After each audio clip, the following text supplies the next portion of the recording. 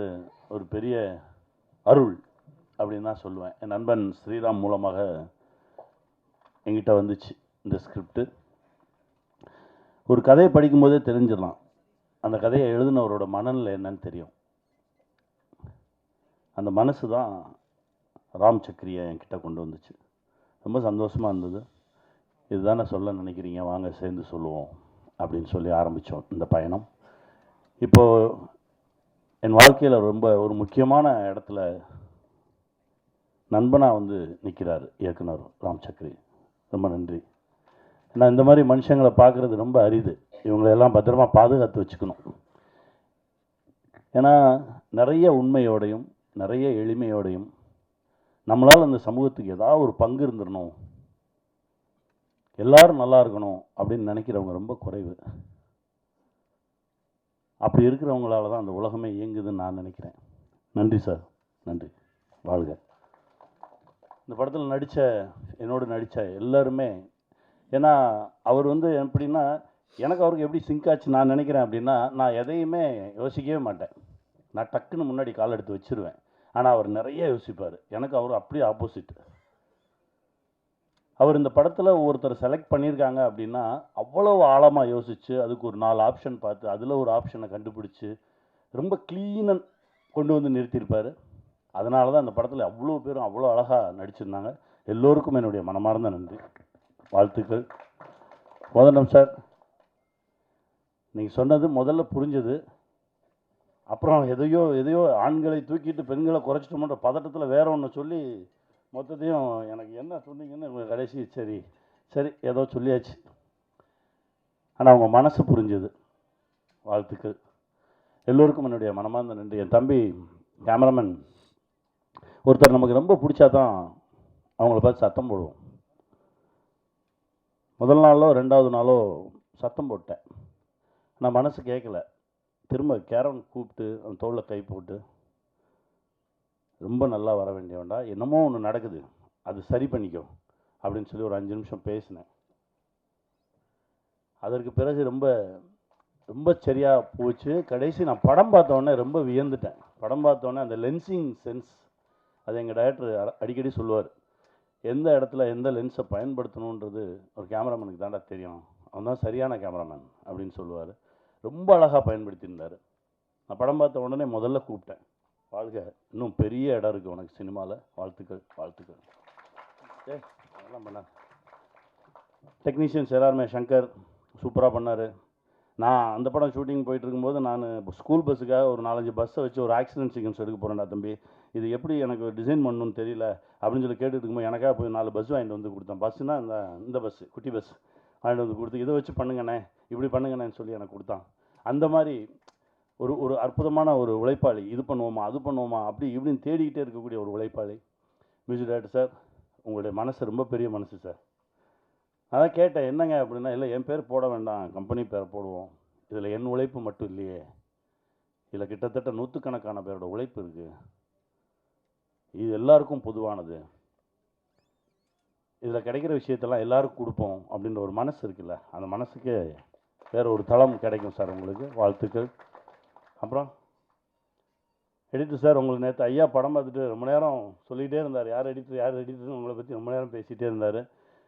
அப்புறம் மாஸ்டர், நான் என்னமோ பெரிய பிரேக் டான்ஸ் ஆடுற மாதிரி பேசுகிறீங்க, ஏதோ ஆட்டோன்ற பேரில் என்னமோ ஒன்று பண்ணிகிட்டு இருந்தேன், அது வந்து சேர்ந்துருச்சு. ரொம்ப தேங்க்ஸ் மாஸ்டர், என்னையும் வந்து ஆட வச்சுட்டீங்க, ரொம்ப மகிழ்ச்சி மாஸ்டர், தேங்க்யூ. காஸ்டியூம்ஸ் மேடம் நல்லா இருந்தது, உண்மையிலே நல்லா பண்ணியிருந்தீங்க, தேங்க்யூ. என் மயன் சூப்பரா கலக்கிறடா. எங்கள் எல்லாத்தையும் விட அவனுக்கு தான் வந்து சப்ஸ்கிரைபர்ஸ் ஜாஸ்தி, வியூவர்ஸ் ஜாஸ்தி, நாங்களாம் குறைவு. குட்டி புலி அப்படின்னா தேசத்துக்கே தெரியும். இன்னும் நல்லா அவனுடைய எனர்ஜிக்கு, என்ன கடலில் தூக்கி போடவா போடு அப்படின்றான். அப்போ அதுக்கப்புறம் தான் ஏதே எப்படா வந்துடுவேன், நான் வந்துடுவேன், நீங்கள் தான் இருக்கீங்கல்ல, என்னை தூக்கி போடுங்க அப்படின்னு சொல்லி அவ்வளவு எனர்ஜியாக, ஏன்னா நம்ம ஊருக்காரன், அதனால் அந்த எனர்ஜி ரொம்ப சந்தோஷமாக இருந்தது. அற்புதமாக வேலை பார்த்தோம். தேங்க்யூ. எல்லோருக்கும் என்னுடைய மனமார்ந்த நன்றி. ஸ்ரீ சரவணன் ரொம்ப நல்லவன், வாழ்த்துக்கள் சரவணா, அழகுடா. ஒரு 2003 2004 நாங்கள் ஒர்க் பண்ணிட்டு இருந்த காலகட்டம் தான். இங்கே ஒரு சரவணா இருக்கான். நிகில் நண்பர், அப்புறம் செந்தமிழன் அப்படின்னு சொல்லி ஒரு நண்பர். கேபி சாரோட பட்டறையில் வேலை பார்த்துட்ருக்கோம். எல்லாரும் எழுதுவாங்க, வேலை செய்வாங்க. ஆனால் செந்தமிழனோட எழுத்துக்கு ஒரு மிகப்பெரிய ஃபேன். மைக்ரோ தொடர்கள், மேக்ரோ சிந்தனைகள்னு ஒன்று போயிட்டுருக்கோம். செந்தமிழன் எழுதுவாரா அப்படின்னு காத்துட்டு இருந்த கதைகள்லாம் நிறையா இருக்குது. எல்லாருக்கும் ஒரு எபிசோடுக்கு 5000 ரூபா சம்பளம் அப்படின்னா அவருக்கு ஒரு எபிசோடுக்கு 8000 ரூபா சம்பளம் தருவாங்க, 10,000 ரூபா சம்பளம் தருவாங்க. அவனை எழுத சொல்கிறா அப்படிம்பார் கைலாசம் சார். அவ்வளவு தரமான ஒரு எழுத்தாளர், அவ்வளவு தரமான ஒரு படைப்பாளி. திடீர்னு ஒரு நாள் என்கிட்ட வர்றாரு, கனி நான் இங்கேருந்து கிளம்புறேன். எங்கே போவீங்க? இல்லை போகிறேன், இங்கேருந்து கிளம்புறேன், எனக்கு இந்த இடம் எனக்கு ஒவ்வொரு என்னால் அந்த இடத்துக்கு பொருந்த முடியல, மூச்செல்லாம் அடைக்கிற மாதிரி இருக்கு, படுத்தா தூக்கம் வர மாட்டேங்குது, நெஞ்சு அடைக்குது, டாக்டர்கிட்ட போகிறோம், உனக்கு ஒன்றுமே இல்லையன்றாங்க. அப்புறம் ஏன் எனக்கு இந்த இடம் பொருந்தலை? ஸோ பொருந்தாத ஒரு இடத்துல பொருந்தாத ஒரு வேலையை பார்த்துட்டு நான் இருக்கேன்னு எனக்கு தோணுது, அதனால் நான் கிளம்புறேன் அப்படின்னு சொல்லிட்டு அந்த நண்பர் கிளம்பி போயிட்டார். கிளம்பி போனதுக்கப்புறம் அந்த நண்பர் கொஞ்ச நாள் நினச்சிக்கிட்டு இருந்தோம், அதுக்கப்புறம் மறந்துட்டோம். கிட்டத்தட்ட ஒரு 18 ஆண்டுகளுக்கு பிறகு இப்போ ஒரு கோவிட் முடிஞ்ச டைம், கோவிட் முடிஞ்சு படப்பிடிப்பு நடந்துகிட்ருக்கு. கும்பகோணத்தில் ஒரு நண்பரை சந்திக்கிறேன். அப்போ சொல்கிறார், கனி இந்த கோவிடுக்கு ஊசி போட்டதுக்கப்புறம் எந்த மருந்தும் வேலை செய்ய மாட்டேங்குது, காய்ச்சல் வந்தால் காய்ச்சல் இருந்துக்கிட்டே இருக்குது, வயிற்று வலினா இருந்துக்கிட்டே இருக்குது, எதுவுமே வேலை செய்ய மாட்டேங்குது, நம்ம உடம்புக்குள்ளே என்னத்தையும் அனுப்பிச்சி விட்டாங்க, என்ன பண்ணுறதுனே தெரியல, கொஞ்சம் கொஞ்சம் சிக்கல்கள் இருந்தது. அப்போ ஆசான்னு ஒருத்தரை போய் சந்தித்தேன், இவர் பேரை சொல்லலை, ஆசான்னே சொல்கிறாங்க.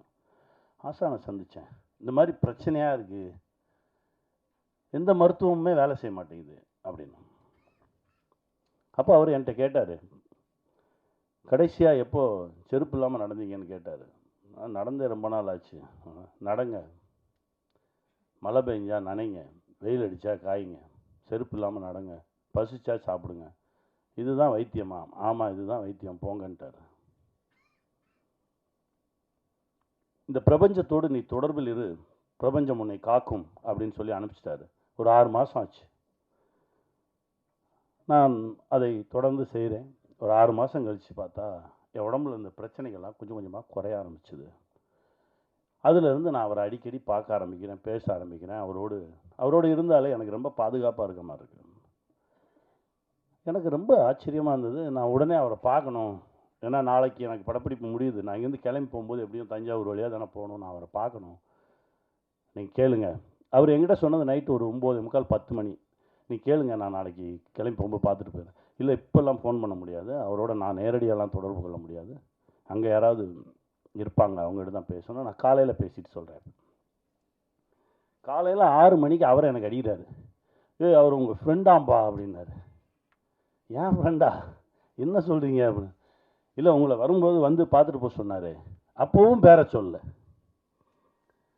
எனக்கு யார் நம்ம நண்பர் யார் அப்படின்னு சொல்லிவிட்டு நான் கிளம்பி போனால் என் நண்பனை பார்க்குறேன். 18 வருஷம் கழிச்சு முதல் வார்த்தை, என்னை பார்க்க வர்றதுக்கு இவ்வளோ நாள் ஆச்சா உனக்கு அப்படின்னு.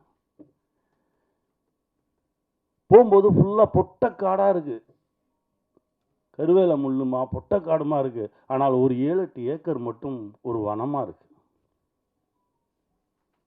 அங்கே எல்லா பறவைகளும் இருக்குது, எல்லா விலங்குகளும் இருக்குது, ஆடு மாடு இருக்குது, கோழி இருக்குது,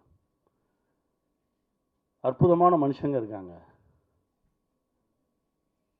என் நண்பன் அப்படியே கட்டி தழுவிட்டு கொஞ்ச நேரம் நின்று, என்ன இது, என்ன பண்ணிக்கிட்டு இருக்கீங்க அப்படின்னா, அதுக்கப்புறம் தான் எனக்கு பல விஷயங்கள் தெரிய வருது. கிட்டத்தட்ட ஒரு 62 புத்தகங்கள் எழுதியிருக்கிறாரு. இதையெல்லாம் தாண்டி அந்த ஊர் திரும்பங்கள் அப்படின்ற ஒரு விஷயம், உனக்கு ஒவ்வாத இடத்துல நீ இருக்காத, உனக்கு ஒரு இடம் பொருந்தும், நீ அந்த இடத்துல இருந்தால் சந்தோஷமாக இருப்ப, உன் மனசு நல்லாயிருக்கும், உடம்பு நல்லாயிருக்கும், நீ கடன் இல்லாமல் இருப்ப, பிரச்சனைகள் இல்லாமல் இருப்ப, அந்த இடத்த தேடி போயிரு. பல பேர் நம்ம பார்த்துருக்கோம் தெரியுமா, ஒரு 2 வருஷம் நான் அந்த கஷ்டப்பட்டு இந்த வேலையை பார்ப்பேன், அதுக்கப்புறம் எனக்கு பிடிச்ச மாதிரி ஒரு வேலையை பார்ப்பேன்னு சொல்லுவாங்க. 2 வருஷம் கழித்து கேட்டாலும் அதே தான் சொல்லுவான், 20 வருஷம் கழித்து கேட்டாலும் அதே தான் சொல்லுவான். ஏன்னா அவனால் போகவே முடியாது. எல்லாத்தையும் அப்படியே வெட்டிட்டு கிளம்புனார். அப்போ உட்காந்து பேசுகிறோம், அவ்வளோ விஷயங்கள் பேசுகிறோம். அவர் ஒன்றும் இப்படி உட்கார்ந்துருக்காருன்றதுனால எதுவும் இல்லாதவர் நினச்சிடாதீங்க. அவர் மிகப்பெரிய செல்வந்தர். ஏன்னா அதை தான் நான் உங்களுக்கு சொல்லணும். ஏன்னா விட்டுட்டு போ அப்படின்னா போய் சும்மா உட்காந்துருக்க சொல்கிறானோன்னு மட்டும் நினச்சிடாதீங்க. பிடிச்ச வேலையை செய்யும்போது பல விஷயங்கள் நம்மளை தேடி ஒரு மிகப்பெரிய செல்வந்தர். ஆடு மாடுகள், சொந்தங்கள், ஆயிரக்கணக்கான சொந்தங்கள். அவர் சொன்னதை கேட்டு அவரை மாதிரியே இருக்கக்கூடிய மனிதர்கள் பல பேர், மிகப்பெரிய வேலைகள் இருந்தவங்களாம் நமக்கு பிடிக்காத ஒரு வேலையை செஞ்சுக்கிட்டு இருக்கோம், பிடிச்ச மாதிரி இருப்போம், சந்தோஷமாக இருப்போம், வாழ்கிற வாழ்க்கையை மகிழ்ச்சியாக வாழ்வோம்னு சொல்லி திரும்பி வந்தவங்க தமிழ்நாடு பூரா அங்கங்கே இருக்காங்க, தேசம் முழுவதும் இருக்காங்க. அவர்கள் எல்லோரும் செல்வந்தர்களாக தான் இருக்காங்க. காலையில் ஜிம்முக்கு போயிருந்தேன். ஒருத்தர் வந்து சொன்னார், சார் நம்ம பிரைம் மினிஸ்டர் அடுத்த லாக்டவுனுக்கு ரெடி ஆகிக்குங்கன்னு சொன்னார், கவனிச்சிங்களா அப்படின்னாரு.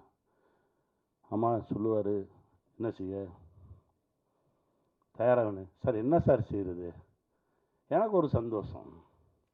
ஏன்னா எங்ககிட்ட நல்ல குடிநீர் இருக்குது, நல்ல காற்று இருக்குது, நல்ல உணவு இருக்குது. ஏன்னா நாங்கள் எல்லாருமே இந்த மாதிரி விஷயத்தை எதிர்நோக்காமல் தற்சார்பு வாழ்க்கைக்கு வந்தவர்கள். இந்த ஊர் திரும்பினவங்க எல்லாருமே தேசம் முழுவதும் இருக்காங்க. அதனால தான் சொல்ல முடிஞ்ச வரைக்கும் அடுத்தவர்களோடு நமக்கு இவங்களால தான் நம்ம லைஃபு, இவங்கள வச்சு தான் நம்ம சாப்பிட்ணும் அப்படின்ற ஒரு நிலையை கொஞ்சம் கொஞ்சமாக குறைச்சிக்கிட்டு வந்து நம்ம தற்சார்புக்குள்ளே வந்துட்டோம் அப்படின்னா நம்ம தான் இந்த உலகின் ஆகச்சிறந்த செல்வந்தன், இந்த உலகின் மிக சந்தோஷமானவன். இதை நிரூபிப்பது தான் இதை சொல்ல வந்தது தான் இந்த படைப்பு. இந்த படம் ஷூட்டிங்கில் இருக்கும்போது, துபாயில் இருக்கும்போது ரொம்ப எமோஷனலாக ஒரு சீன் போயிட்டு இருக்கும்போது நான் எங்கள் இயக்குனர்கிட்ட இது தானே சொல்ல வரீங்க அப்படின்னு சொல்லி ஐயா பேசின ஒரு ஆடியோ போட்டேன். அவர் அப்படியே எந்திரிச்சு எனக்கு ஊருக்கு போனோடனே நான் அவரை பார்க்கணும் அப்படின்னாரு. கையை பிடிச்சி வாங்க கூட்டிகிட்டு போனேன். அதாவது காரைக்கால் அம்மையார் எழுதிய பாடல்கள், இறைவனை நோக்கி காரைக்கால் அம்மையார் எழுதிய பாடல்களை இப்போ நம்ம இஷ்டத்துக்கு டியூன் போட்டுக்கிறோம்ல, அது இல்லை. அவர்கள் என்ன மாத்திரையில் அதை டியூனாக போட்டு இறைவனோடு தொடர்பு கொண்டார்கள் அப்படின்ற அந்த மாத்திரை அளவை வைத்து அப்படியே அந்த பாடல்களை இப்போ பாடிக்கிட்டு இருந்தாங்க. அந்த நிகழ்ச்சிக்கு நாங்கள் போனோம். அப்போது இயக்குனர் என்கிட்ட சொல்கிறாரு, எங்கேயோ ஒரு தேவலோகத்தில் இருக்கிற மாதிரி. ஏன்னா முழுக்க முழுக்க இரவு அந்த நிகழ்வு மட்டும் நடக்குது. 2 பேரும் அப்படியே ஒரு வேற ஒரு உலகத்தில் அப்படியே மிதந்தோம். பேசிட்டே போகலாம். என் நண்பனை இத்தனை ஆண்டுகளுக்கு அப்புறம் திரும்ப கண்டுபிடிச்சது, சந்தித்தது, இது கூட இறை அருள் தான் நான் நினைக்கிறேன். வந்தவொடனே சரவணனை பார்த்து கட்டி பிடிச்சி அவங்க மகிழ்ந்துக்கிட்டது அவ்வளோ சந்தோஷமாக இருந்தது. ஊர் திரும்பி வந்துடுங்க, உங்களுக்கு பிடிச்ச இடத்துல இருங்க, சந்தோஷமாக இருங்க அப்படின்னா எல்லாத்தையும் உதவி விட்டு ஓடுறது கிடையாது. நம்ம இப்போ இருக்கிறத விட இன்னும் செல்வ செழிப்போடு, அதாவது பணக்காரன் வேலை, செல்வந்தன் வேற. பணக்காரன் பிரச்சனையோடயே இருப்பான், செல்வந்தன் ரொம்ப மகிழ்ச்சியாக இருப்பான். உங்களை எல்லாரும் செல்வந்தன் ஆக்குறதுக்கான ஒரு விஷயம்தான் இது.